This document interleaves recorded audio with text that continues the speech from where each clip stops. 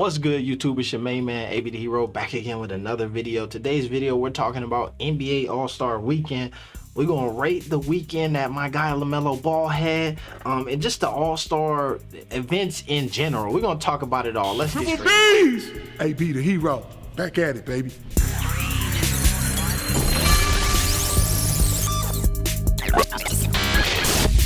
Yo, first off, big shout out to my man Kanye West, always showing love to the channel. You know what I'm saying? He even hold on a second, he pulling up right now. Hold on. Hey, if y'all not subscribed to my man AB's channel, what are you doing? If you don't know, you need to know. Let's get into it. All right, so appreciate that, Kanye. This week, man, what a weekend, what a weekend, what a weekend, what a weekend for our guy LaMelo Ball. Now, I am of the belief that this weekend was a big W for LaMelo, right? However, I will say that it was one of those situations where LaMelo didn't win all of the battles, but he seemed to win the war in general, okay? Before this whole thing started, it was folks who they was like, he should be there, he shouldn't be there, he don't deserve, all of that stuff. I feel like the way the weekend played itself out, there is without a doubt, no question in anybody's mind that my dog needed to be in the building. So shout out to LaMelo for that. Now, start from the top.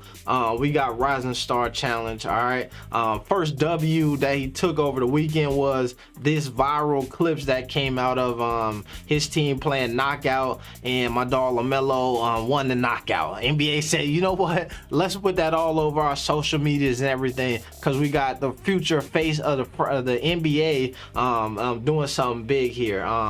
We also, obviously, you see here, he did the first press conference, some NBA Care stuff, had the Rising Star Challenge game. Did not get the W in the game, which was, it is what it is, man. I think that the tough part about a lot of this NBA All-Star Weekend stuff, and you'll hear that when we talk about the entire thing, is it's such a... everything starts out really slow and then they ramp it up as it gets more serious. So every game, this Rising Star Challenge, all of these teams started out just kind of half-assing, and then once it started to get into the point where, all right, we about to lose, then everybody started trying to play, right? And to me, I just would rather see y'all just go hard from the stop or don't do it from the beginning. Or if you don't, if it's too long and you like, man, it's 4 quarters, we don't want to go hard, just give me 2 hard quarters. And then let's just call it, you know what I mean? Like, they doing this thing where it starts slow, and that's what happened in this game, and I think that that's why they ended up losing ultimately. We go over here, we see a big W here. My man's overall in NBA 2K has gone up to 86. Bro, by this time next year, think about this. In his 3rd season, LaMelo will be a 90-plus player on NBA 2K. That's a big deal in itself. You know what I'm saying? Yesterday's price is not today's price. That's quintessentially what that is. We see my man show up. Had by far some of the best fits from the weekend. I don't know who, or I don't know the designers and all of that stuff, but my man just looked like not even just an all-star, but looked like a complete superstar throughout the weekend. In the Rising Star game, played pretty well, had the Rick and Morty's on. Also, actually, let me go back. The first big W before this, during the Celebrity All-Star game, they had the boy who, Olympic dude who was throwing down dunks all over the place, wearing the Rick and Morty's. That was the first W for LaMelo over the weekend. So that was cool. We got to see him come out here and All-Star with the All-Star team guys, and that was a movie, man, in itself. Right, that's a big moment. That's a big moment. Go ahead and show love, man. That's All-Star love right there. We got to listen to him talk. I feel like in this media day availabilities, there was some solid moments that he had. They asked him, who did you look up to, and when you were a young buck, and he said, I like watching old me. I'll be looking at my old highlights and be like, dang, boy, you was killing it. That's a quotable moment that'll go down. We got that outfit vibe going again. This time he hit you with the purple and the pink. Just a lot of swag from the young gun. And then obviously just being an all-star, probably one of his big highlights here. Got away with a smooth travel. Got away with a smooth travel here. Kevin, I showed Reg. But that's why they wanted him there, right? To be able to do those things, to throw them flashy passes and all of that stuff. Ended the night, didn't get the W with Team Durant, which actually Team LeBron was stacked. This game should not have been close. You know what I'm saying? If they were really trying to go hard, I would have been interested to see how it would have played out. But Team Durant really showed up. You got LaMelo Ball, 18 points, 3 boards, 3 assists, 3 steals.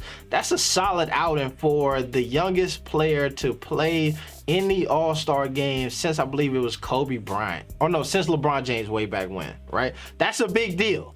All right, now, if we look at the tail of the tape from the All-Star game, and this is why I say the W was over the war, because obviously when we look at guys who was in contention with him and it was like, man, this dude should be in, this dude shouldn't be in, we look at this team here and we say, who was it? It was the Chris Middletons of the world. Chris Middleton played 20 minutes last night and gave up a solid 5 points, okay, from 1 for 8 from shooting 12% from the field.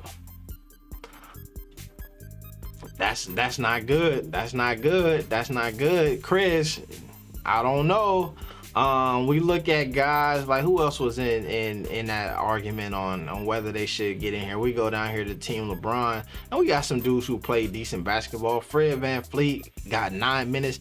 That to me is the tough part. This is also the great thing about these guys playing for Durant's team, because there was a lot of young dudes, so they really split the minutes pretty well.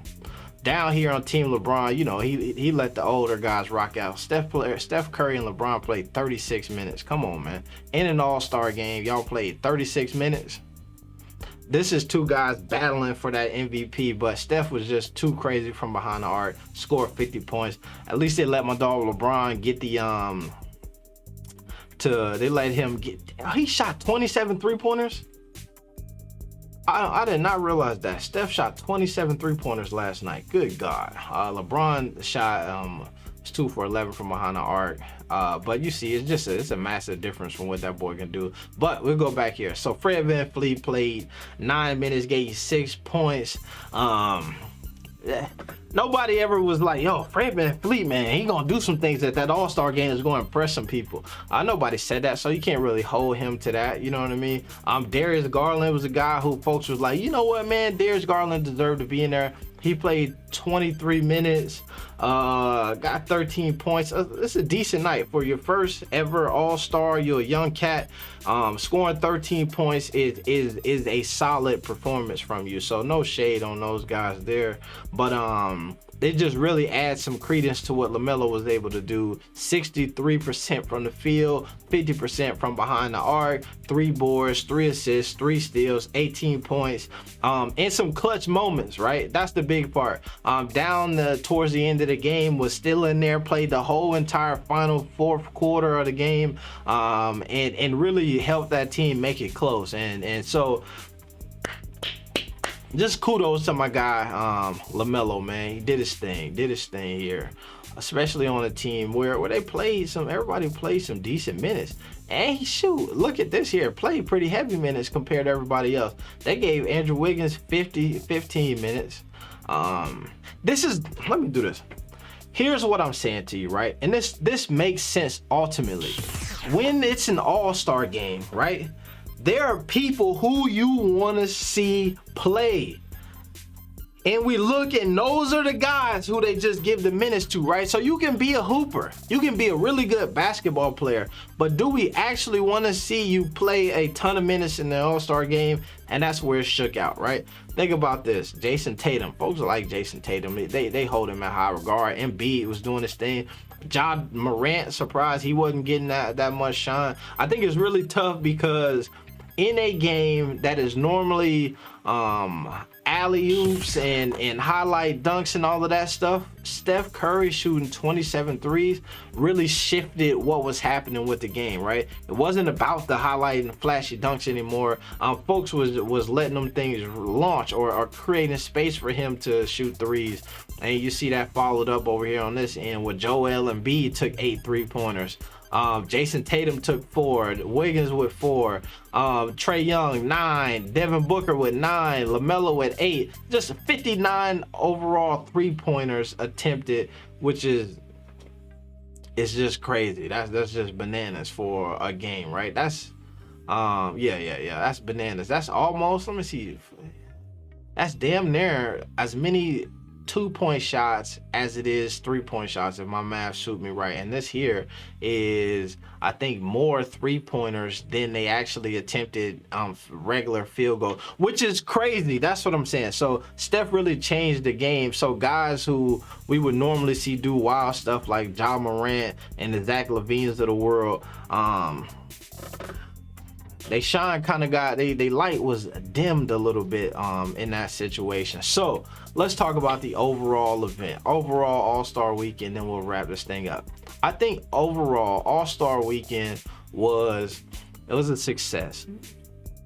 I feel like somehow the NBA does a great job of getting the all-stars in the building, but also the stars in the building, right? It's cool to see Fat Joe and 2 Chainz and all of these different DJ Khaled and all of the stars in the building.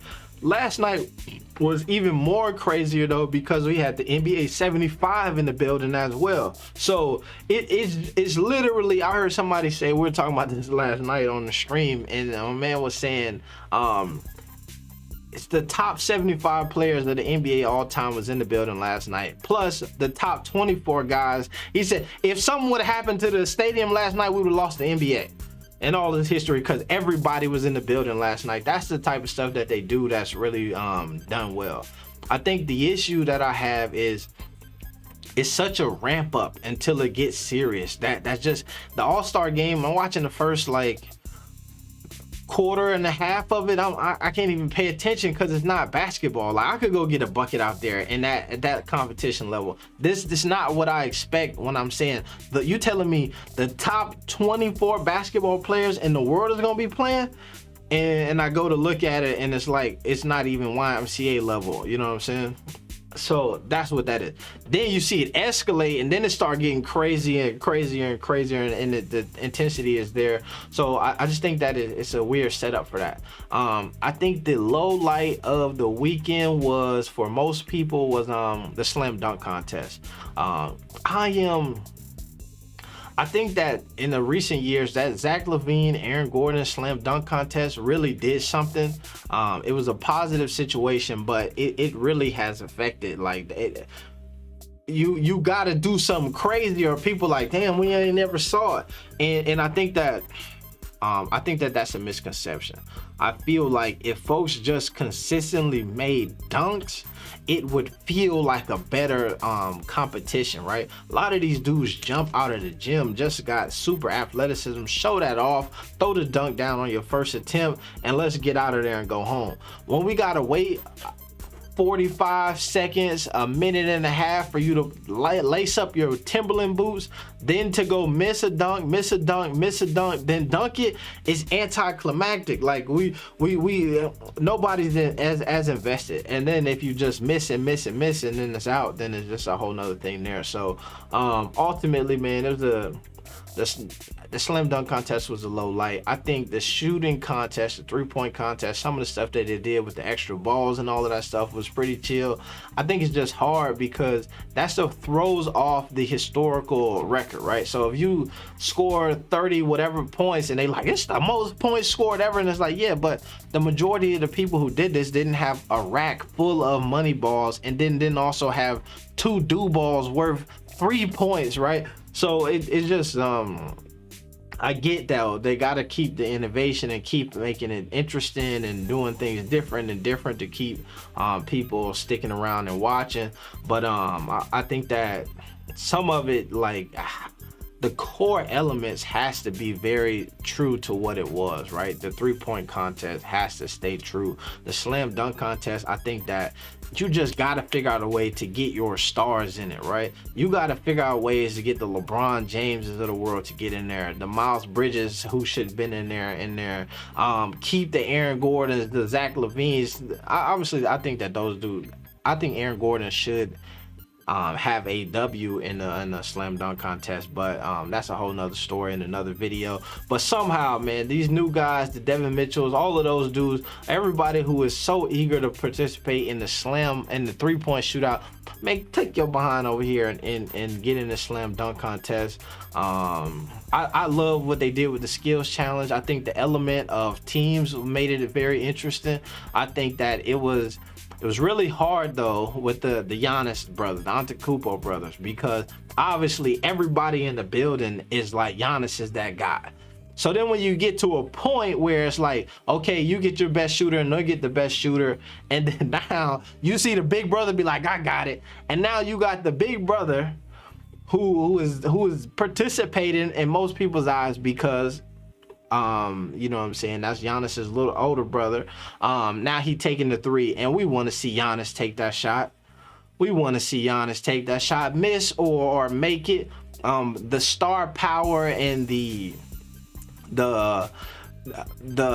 environment, the vibe, all of that stuff is set up for the stars to do that, right? And I do think that there's a conversation about including non-NBA players in the slam dunk contest, and I think that moment where Giannis's brother took the shot versus Darius Garland over Giannis, to me says we don't necessarily want to see that, because it's not the same thing, right? Bringing in the best shooters from around the world who nobody ever heard of to compete in the NBA 3-point shootout is not the same effect of Steph Curry, Zach LaVine, Duncan Robinson, and those guys competing in the 3-point shootout. It's not the same effect, and it won't happen with the slam dunk contest. I do like though what they were doing with the skills challenge, and I thought the Antetokounmpo brothers was a very good angle. I think that next year if they have the Ball brothers in it, that'll be even cooler. So Shemaine Man, AB the Hero, we finna get up out of here. I appreciate y'all tapping in and tuning in, and shout out to my man Kanye once again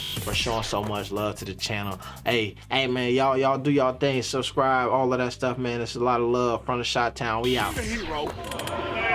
No, not peace. +1, triple B's. We out.